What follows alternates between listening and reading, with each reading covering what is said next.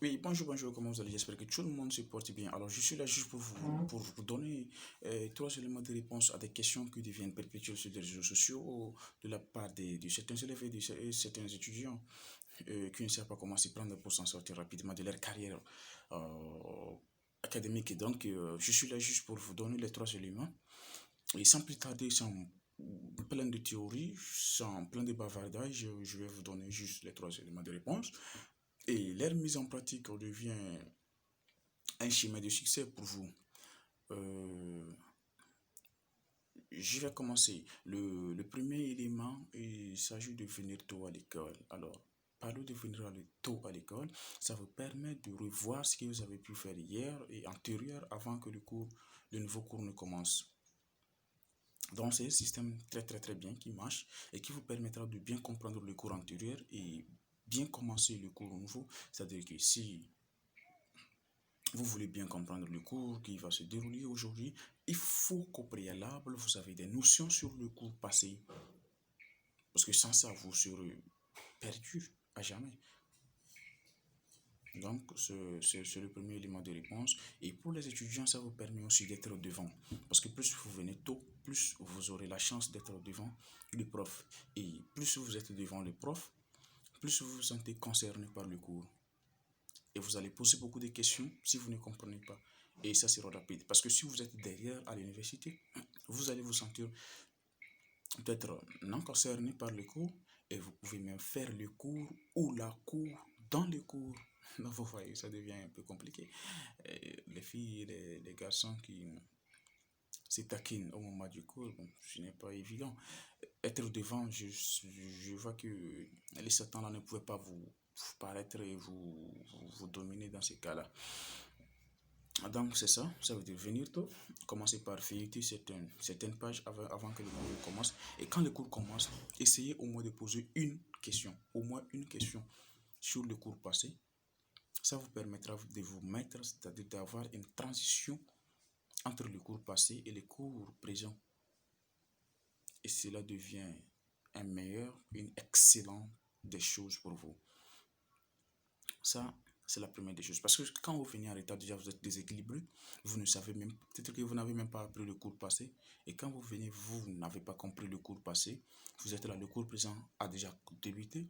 Vous ne savez même pas c'est où ils ont commencé les cours. Avant de commencer, qu'est-ce qu'ils ont fait? Vous n'êtes pas là pour faire tout cela. Et quand le cours va commencer, vous allez vous mettre comme ça, vous asseoir. On vous pose des questions. C'est comme si on est en train de faire un télévideo ou bien quelque chose comme ça et vous devenez des spectateurs. Vous êtes là, c'est comme si vous n'êtes pas concerné par le cours. Et le cours passe comme ça ne va rien vous donner. C'est comme si vous n'êtes pas un élève ou bien que vous êtes là juste pour observer les autres. Ça devient un cours perdu ou bien un temps perdu qui ne sera jamais récupéré. Ça, c'est la première des choses. La deuxième des choses, c'est d'anticiper les cours. Alors, quand on parle d'anticipation, anticipation, ça veut dire quoi? Ça veut dire faire ce qui n'est pas encore à faire. Être devant, faire quelque chose qui n'a pas encore lieu, qui est prévu pour un autre jour ou bien pour un autre temps, qui est dans le futur. Imaginez par exemple, moi je suis un comptable, donc à chaque fois que je vais faire, je vais donner un exemple qui concerne une matière, je prends toujours la comptabilité. Imaginez, vous êtes avec votre prof de comptabilité, il vous dit, bon, mes amis, on a fini l'achat et vente de marchandises, la prochaine fois on va entamer les emballages. Arrivez à la maison, ne dormez pas comme ça et apprendre seulement l'achat et vente de marchandises. Vous apprenez l'achat et vente de marchandises. Bien sûr, ça, il faut comprendre le cours. C'est le cours que vous venez de faire, il faut bien maîtriser. Alors après ça, il faut passer aux emballages. Emballage, vous n'êtes pas obligé de comprendre à fond le cours. Non, ce n'est pas ce qu'on vous demande. Mais juste lire et avoir certaines notions. Même la lecture simple. Même la lecture simple suffit à comprendre le cours. C'est moi qui vous assure. Vous prenez un document, vous lisez, et les emballages, vous lisez, le prof n'est pas encore là, vous lisez jusqu'à finir. Vous avez bien lu, vous n'avez rien compris du tout, mais je vous assure que vous avez tout compris. Après avoir lu le cours, vous dites que vous n'avez rien compris du tout parce que le prof n'a pas encore fait le cours. Mais moi, je vous promets que vous avez déjà tout compris parce que vous avez anticipé ce qui n'est pas encore relevé. Ce qui veut dire, dès que le prof va commencer par parler du cours en question, vous serez au top. Quand le prof parle, vous allez dire, ah, donc c'est de ça on parle ici. Ok? Ah, c'est de ça on parle ici. Ah, donc c'est ce qu'il fallait faire. Ah, donc c'est ce qu'il faut faire ici. C'est ce qu'il faut laisser ici. C'est ce qu'il faut multiplier ici. Tout ça, vous allez comprendre parfaitement. Mais celui qui n'a jamais lu, lui, il est là. C'est nouveau pour lui. Il n'a même pas encore lu le cours. Le prof n'est pas là pour lire le cours. Il est là juste pour expliquer. Lui ne connaît même pas le cours. Il regarde le prof seulement. Le prof fait le résumé du cours. Et à la fin, peut-être il va réviser ou non. Mais vous avez déjà lu le cours, vous êtes là avec le prof vous explique la deuxième fois. La troisième fois, vous allez encore réviser votre cours après avoir fini avec le prof.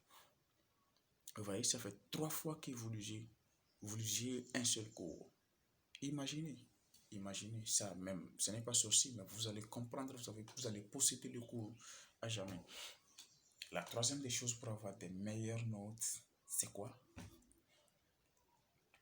Traiter les épreuves des années antérieures, des années passées.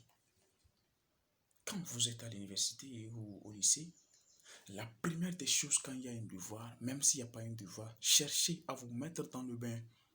Comment sont composées les épreuves? Parce que vous pouvez bien comprendre le cours, mais la manière dont les épreuves seront composées sera très très très différente. Très différente. Je comprends le cours, mais le français avec lequel l'épreuve sera composée sera peut-être différent. Et si c'est différent, automatiquement, vous n'allez pas comprendre les questions. Et celui qui n'a pas compris une question, si vous n'avez pas compris une question, vous n'allez jamais, jamais, jamais connaître la réponse. Ça, ce n'est pas sorcier. Mais tu n'as pas compris ma question. Comment tu peux me répondre? Jamais. Celui qui a compris la question a déjà reçu à 50%. Donc, cherchez les épreuves des années antérieures, des examens antérieurs, des évaluations antérieures. Avec ça, vous allez vous en sortir mieux. Quand vous finissez, par exemple, les emballages sur les emballages, prenez les épreuves sur les emballages, voir comment l'épreuve est composée. Vous allez vous mettre dans ça, vous allez traiter. Il y a des questions que vous n'allez pas comprendre parce que la manière dont le cours est fait est différente. Vous n'allez pas comprendre, c'est sûr, et vous n'êtes pas obligé de tout comprendre. Mais après tout, allez-y, approchez-vous de votre professeur ou de quelqu'un qui est un peu plus meilleur que vous, je peux lui dire. Approchez-vous de ces personnes-là. Ils vont vous guider, ils vont vous montrer les chemins de succès et vous allez à jamais apprendre ça et bien traiter l'épreuve. Au fur et à mesure que vous avancez, cherchez les épreuves sur lesquelles se trouvent des cas en question. Si vous arrivez à traiter les cas là, à un moment donné, vous allez voir que vous allez finir le programme. Dès que vous finissez le programme, cherchez toutes les épreuves. Ça veut dire que maintenant là, vous êtes au top.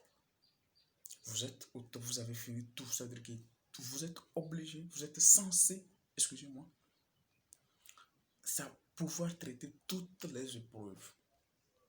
Parce que vous avez fini le programme et tout ce qu'on vous a montré, tout ce qui est sur les épreuves, vous l'avez déjà vu. Maintenant, c'est à vous de vous mettre, à vous de chercher à comprendre les questions qui se trouvent sur les épreuves. Et c'est très simple, c'est ça. Donc, cherchez les épreuves, traitez-les. Ne cherchez pas à tout connaître ou bien à tout comprendre, mais cherchez plutôt à comprendre les questions. Si vous comprenez bien les questions, vous allez mieux vous en sortir. Et si vous avez des lacunes, tout le monde a des lacunes, cherchez à vous approcher. Ne laissez pas ces lacunes s'accumuler. Non. Une lacune, deux lacunes, c'est bon. Cherchez à vous approcher de votre professeur pour qu'il vous éclaircisse sur les choses. Vous allez voir, je vous assure, vous allez avoir des 16, des 17 de moyenne de votre salle. Arrivez tôt à l'école, anticipez les cours et traitez les épreuves des années antérieures. Vous serez au top et vous serez inarrêtable. Je vous assure. Donc, ce sont ces 3 conseils que je vais vous donner. Bon dimanche et bonne suite à tout le monde. Et je serai heureux de vous voir appliquer ces 3 bons éléments de réponse. Et je serai heureux de vous voir reçu demain. Bonne suite. Ciao.